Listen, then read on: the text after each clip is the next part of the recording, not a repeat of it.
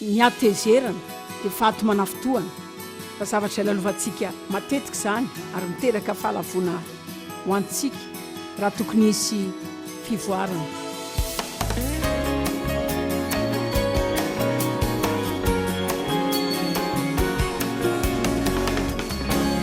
Misy fomba maro isan-karazany izay mety azotsika atezerana ary angamba mety maro aminareo no angamba koa olona maro izay mijery télé dia sosotra mikasika ny zavatra amin'izao dia mety tsy mihevitra loatra ianao hoe tena zava-dehibe izany fa hitako hoe tena hitanao araky ny fotoana fitako izany mahazava-dehibe izany mihoatra izay nieveranao azy. Firy aminareo no malala izany hoe manana kitro amin'ny teny izany ohatrany hoe tsy maninona izany fa rehefa kasianao izany ohatrany hoe ohatrany hoe fa iverinao fa mety izany dia dia mieritreritra ianao hoe maninona ny zavatra kely ohatrany iny dia afaka ny araribe. Tena hitako fa ny atezerana dia toy ny kitro ara-panahy. Hitako hoe toy ny manana kitro ao amin'ny fanahinao ianao izay misy ireny atezerana kely ireny ao izany dia hoe zavatra kely izay manelingelanao dia toy mampieritreritra hoe tsy maninona izany tsy maninona izany fa hitanareo izany ilay fosa kely izay mandoto ny voaloboka. Ary Andriamanitra tsy mitady antsika ho tezitra izany, afaka mametsiny olona ianao, afaka mametsina an'Andriamanitra. Iresaka ny amin'izany sika amin'ny herinandro ity. Hitanareo misy izao ny olona izay tia an'Andriamanitra izy dia mino an'Andriamanitra dia mankany am-piangonana fa fantatra ihany ny marina fa zareo izany efa sosotra kely ihany.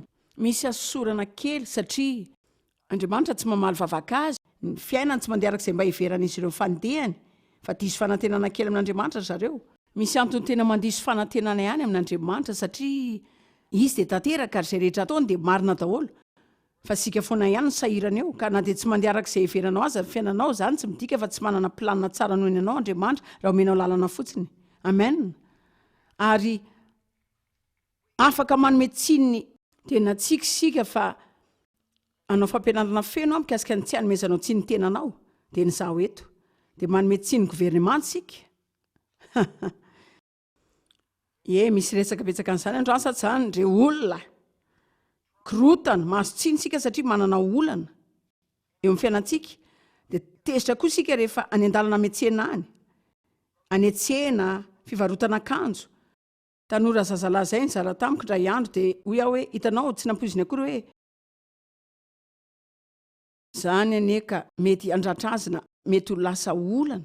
Izy izany dia nizara fotsiny tamiko ny fomba nakan'ny fiarany rehefa avy namboarina ary ny toerana izay nakaniny izany dia nanome facture azy teo amin'ny $3,000 teo dia niveriny fa lafo dia nety tany toeran-kafa indray izany dia nifarany $1,000 dia nitondra avy any amin'ilay toerana voalohany nandehanana izy nefatra isan'andro mandeha miasa mandeha mody mivoaka amin'ny sakafo mandeha miverina dia izy hoe tena reraka izany rehetra izany hoy izy hoe tena nialako tamin'ny fiainako mihitsy izany fa rehefa mitondra fiara iny dia toy ny tsy hitako akory zareo dia nihevitra hoe tsy tena tsara ve natao izany dia izany akory ny tsy hampisy asa azy tsy hova toerana amin'izany izy.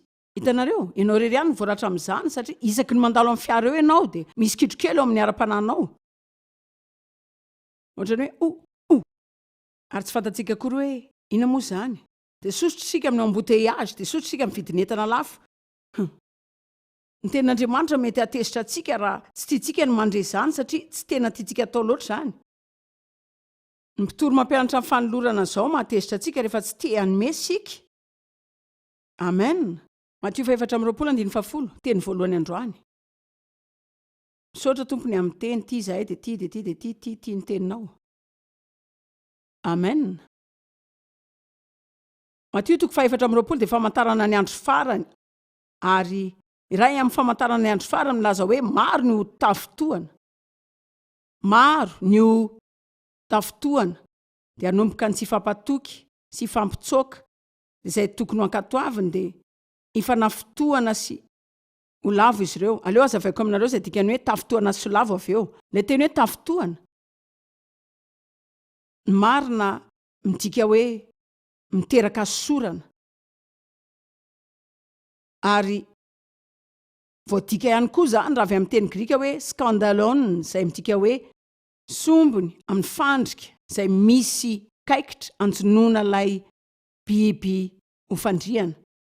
Ka afaka lazaintsika fotsiny izany hoe Satana dia miezaka manao izay ampatezitra antsika satria raha mandray izany kaikitra izany sika amen.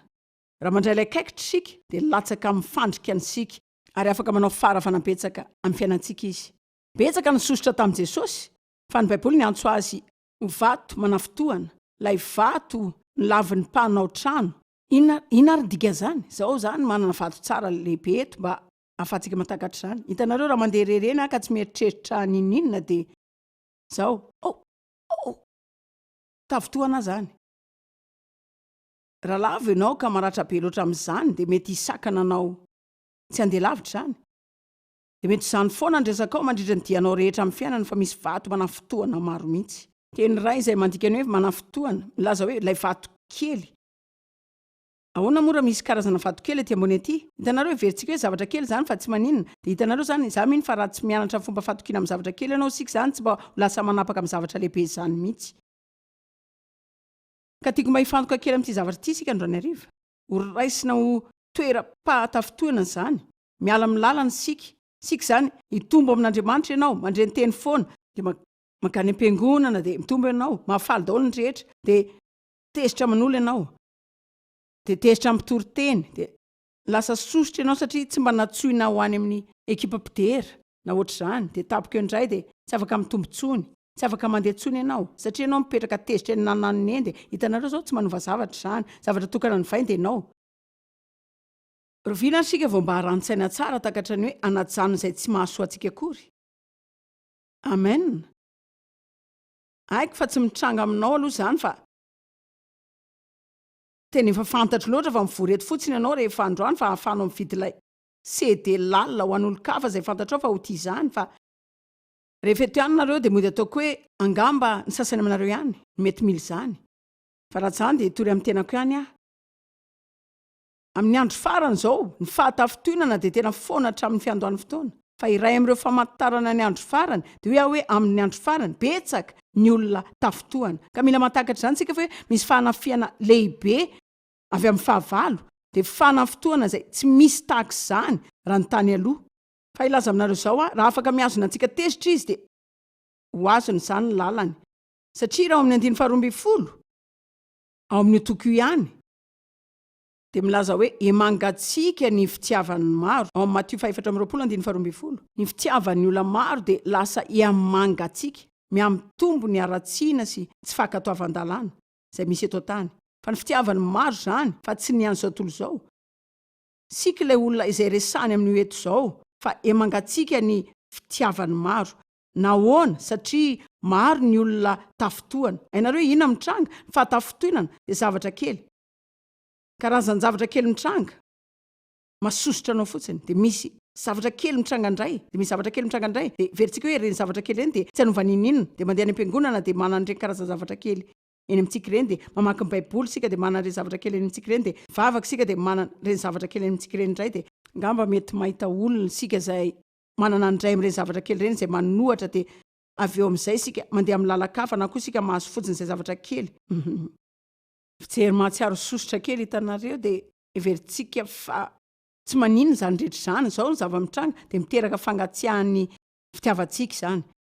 Ny fanafotoanana dia tahaka ny kitro voalohany kely dia kely mihitsy ary raha tazonitsika izany dia mety lasa tezitra sika dia mety manana lolo-po dia mety ho lasa sosotra dia mety ho lasa mangidihoditra dia mety ho lasa olona tsy mamela eloka mihitsy isika dia mety ho efa nanomboka nankala olona sika raha tsy manao zavatra mikasika izany. Hitanareo ny fotoana tsara indrindra amahana olana dia nizy mbola kely iny. Ianareo avy ny fotoana tsara indrindra amelana olona dia ny fotoana izay nandratra ny fihetseponao. Ny fotoana tsara indrindra anapahana hevitra fa tsy sosotra ianao dia ny fotoana anomboanao matsiaro izany hoe fanafotoanana izany. Aza omena fotoana dia vola ampidirana zavatra andratranao ka anorim-paka eo amin'ny fiainanao.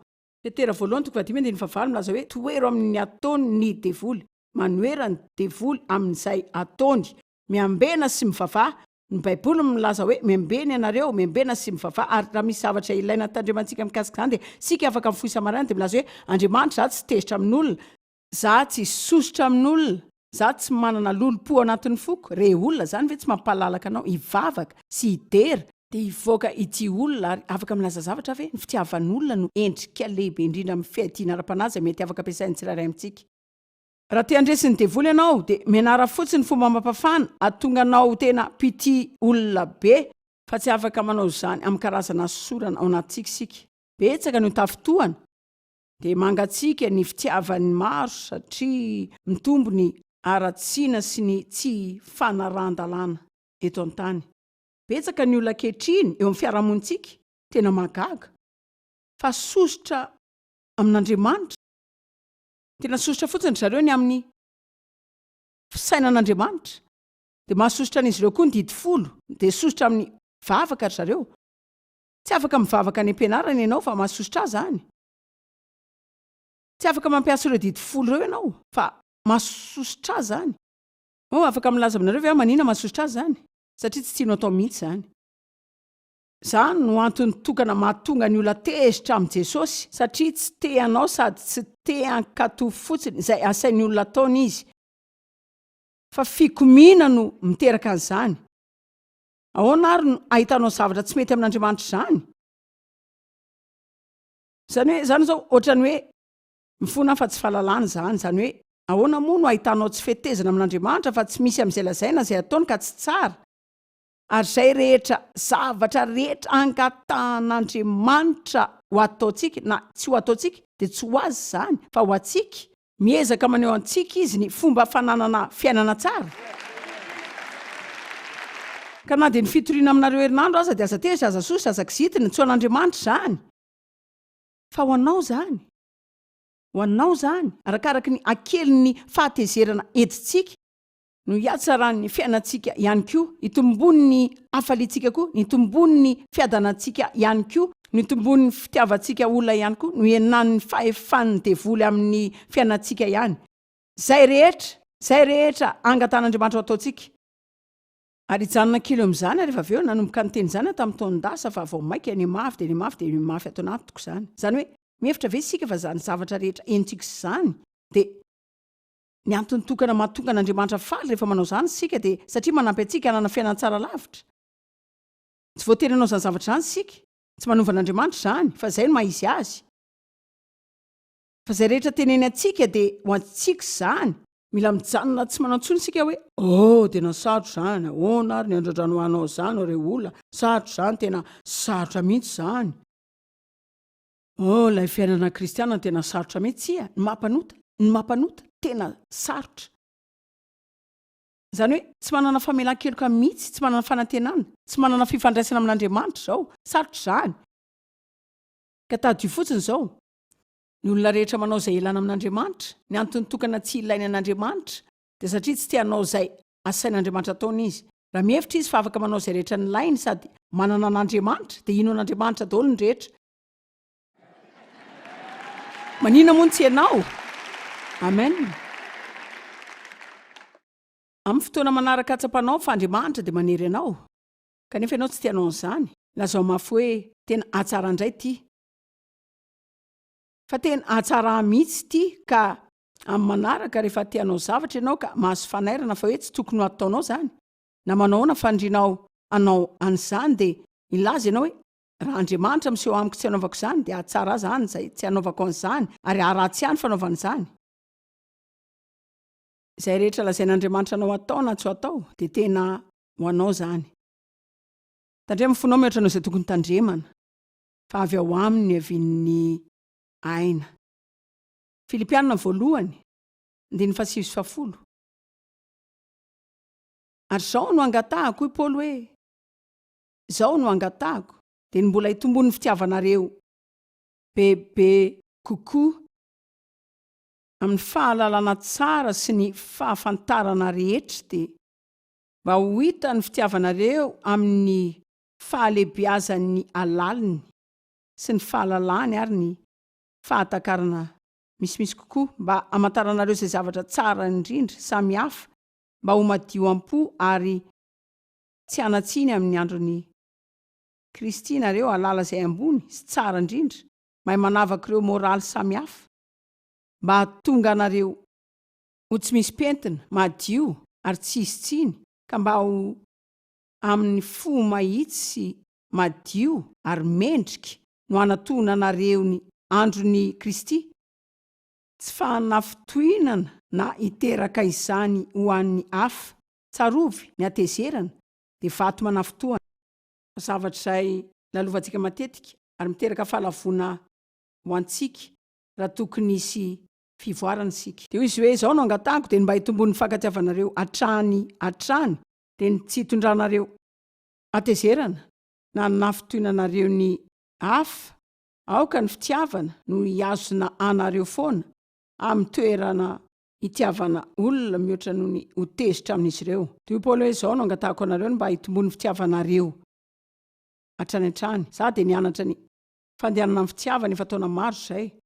Tena nianatra an'izany tamin'ny fomba manara-dalàna satria sika saika tena tia tena dia mijery tena foana fa hitako fa ny fianarana ny amin'ny fitiavana dia manasoko koso mahafaly mihoatra ny zavatra. Tena nahita zava-miafina ary izay ny vao mainka hitiavako olona hatrany dia vao mainka hafaly fa tsy haiko aloha izay fiasan'ny matematika. Rehefa tia olona foana ianao, vao mainka mialo aminao ny sainao, vao mainka mijanona tsy manao an'ny tenanao ianao dia manao an'ny olo-kafa ihany koa. Andriamanitra indray no miasa ao anao dia mihafaly foana ianao. Izany ny zavatra hafahafa indrindra hitako tamin'izany. Ohatry ny hoe resak'Andriamanitra izany sa ahoana? Satria hitanareo ny ankamaroan'ny zavatra ataon'Andriamanitra tsy hisy fanaraka loatra amin'ny zavatra izao tontolo izao. Voalohany ny farany no lohany. Raha te azo mihoatra ianao dia manomeza amin'izay anananao tahaka ny hoe ahoana izany fidina izany. Raha te ho faly ianao, aza manao izay hafaly ny tenanao, ataovy izay hafaly ny olo-kafa dia ho faly ianao avy eo. Ohatry ny hoe wow, ary tena miasa izany.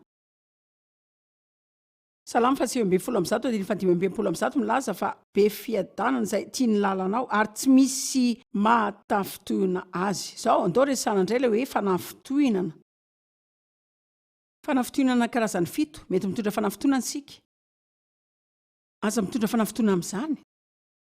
Aza mitondra fanafitohinana. Izao jereo, raha sendra ny fanafitohinana isika dia afaka raisintsika izany na lavintsika koa. Tsy voatery raisintsika izany satria mantsy ilay zava-misy dia eo manafitohina foana. Izany tsy midika hoe tsy maintsy entina izany. Afaka lazainao izany na tsy avoaka ny feo azy tsy handray izany mandany ho tafitohana tsy manam-potoana hikorotanana amin'izany. Mba hainareo ve fa ny fanafitohinana tiako azo nareo izao. Raha tsy mahatsiaro zavatra hafa ianao satria mandrehafatra matetika isika dia lasa tiantsika mijanona eto dia tena miaino mihitsy isika dia ny ampitsinindra afaka matadidy fehezanteny telo isika dia ho voata isika. Isaoran'Andriamanitra ny amin'ny firaketan-kafatra fa raha mahazo ray izay tena mety aminao ianao dia afaka enoinao izany miverina dia miverina dia miverina dia miverina mandra-pahazonao izay ray izay. Amen. Fa izao izay hitadidiana an'ity tsy mamokatra mihitsy ny atezerana. Mangalatra ny fiadananao izany, ny hafalianao, ny herinao, ny tanjakao ary mety mangalatra ny fahasalamanao aza ka tsy mamokatra ninina mihitsy ianao. Dia manina moa isika no mitady izay anaovana zavatra tsisy lana azy akory. Ndao lazaina hoe amen. Ka misy ny fitondrana fanafitohinana, misy ny fanomezana izany. Dia hitanareo fa te-hitandrana tsara isika mikasika izany koa izy hoe mba misaina kely mialohan'ny ilazantsika zavatra mety hiaro olona maro amin'ny fihezana miady amin'ny tsy azonana ny fihetseham-pony tsy ho voaratra. Dia mba manomeza fisainana kely fotsiny mialohan'ny hanokafana vava ka hitenena antsika teny. Tafitohana amin'ny famarinana ny olona, tafitohana amin'ny ady ry zareo, tafitohana amin'Andriamanitra, mety manafitohana ny fanamasina isika. Ny Baiboly milaza hoe aza manao izay mampalahelo, mahasositra, mahasorena, mahatezitra ny fanamasina. Hitanareo ny tena fiheverana ny fanafitohana ny fanamasina no tokony tena mametraka tahotra masina ilay Andriamanitra lehibe ao anatintsika. Izay tao tany moa no te hanafitohana ny fanamasina.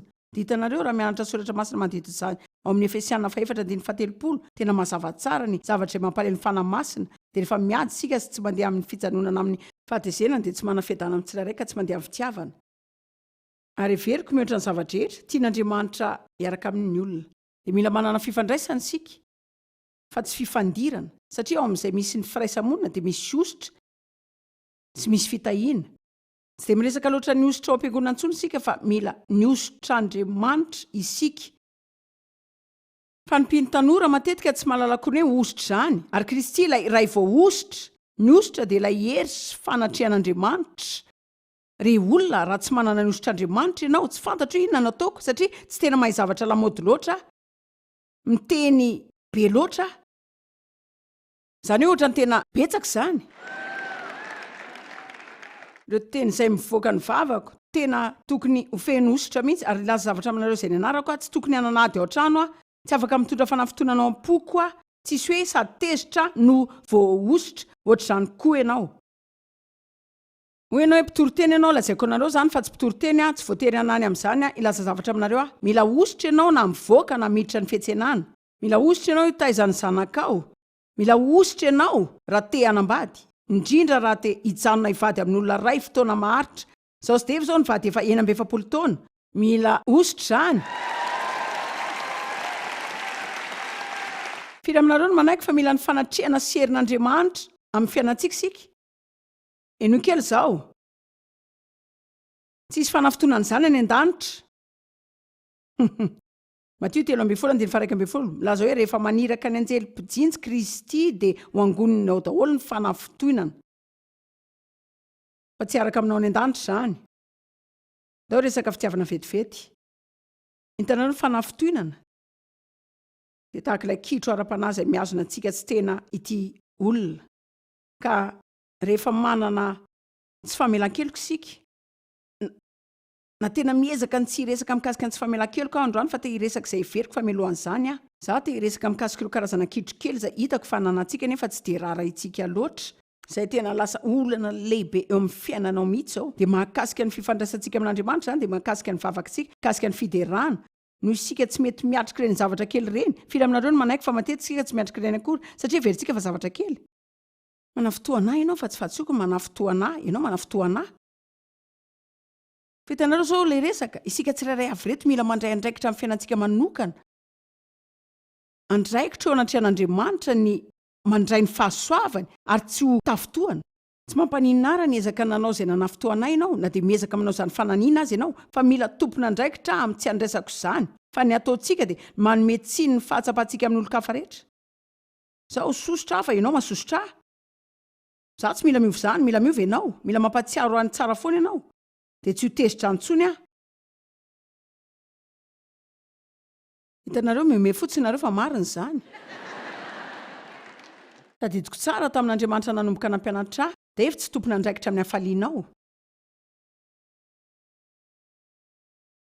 raha tsy faly aho dia tonga miaraka amin'ny antony foana zavatra izay mety ataony raha manao izao ianao dia ho faly a ary raha tsy manao ty ianao dia ho faly a raha manao ty ianao dia ho faly a dia raha tsy ataonao ty dia ho faly a misy olona mahay lazaiko ve mba firy ary nisan'ny olona izay mipetraka eto androany ka mijery tele ka manana tsy fifaliana amin'ny fiainanao ianao na mety hoe hitanareo na dia zavatra ratsy azy zany hoe tena tsy faly mihitsy ianao fa tezitra ianao dia mety angamba ohatrany hoe ao anaty fiasan-tsaina lalina na ohatr'izany dia ho ianao hoe tena hitanareo raha manao izao ty dia manao izao zareo raha manao izao ny lehibeko dia manao izao mpirehetana anamiko dia tena ilamina fa zao ilay zavatra fa mila mianatra ny fomba hiatrehana zavatra amin'ny fiainana isika nefa mijanona araka an'Andriamanitra foana satria na dia ilay zavatra ianananao aza dia anjavona fa izy zavatra hafa indray nenjika izany amen ny fiainana feno fanelingelenana sy asosorana maro ary ny fiainana tsy ovy izany fa ny farany ahy namantatra fa hoe mila mamela an'Andriamanitra nova